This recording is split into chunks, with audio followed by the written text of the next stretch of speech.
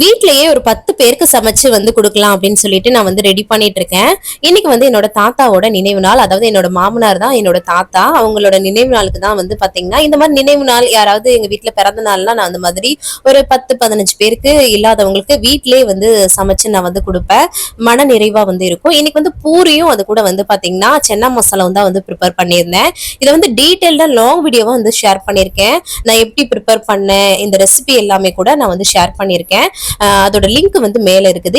இதுவே இன்ஸ்டாகிராம்ல பாக்குறீங்கன்னா பயோனி ஸ்டோரியில லிங்க் இருக்குது. வேற ஏதாவது ஆப்ல பாக்குறீங்கன்னா டெல்லி தமிழச்சின் யூடியூப்ல போட்டாலே வரும், யூஸ் பண்ணிக்கோங்க. நம்மளோட சேனல்ல வெயிட் லாஸ் சேலஞ்ச் கூட போயிட்டு இருக்கு. கண்டிப்பா நீங்களும் வெயிட் லாஸ் பண்ணணும்னா கண்டிப்பா யூஸ் பண்ணிக்கோங்க. சூப்பரா வந்து பேக் பண்ணி ஒரு வாழைப்பழமும் வச்சு சூப்பரா வந்து பேக் பண்ணி வந்து கொண்டு போய் கொடுத்துட்டு வந்தாங்க. ஹஸ்பண்ட் தான். ரொம்ப மன நிறைவா இருந்தது. வீட்லயே நீங்களும் இந்த மாதிரி வந்து செஞ்சு கொடுங்க. நிறைய பேருக்கு உதவியா இருக்கும். தேங்க்ஸ் ஃபார் வாட்சிங் ஃப்ரெண்ட்ஸ். பை.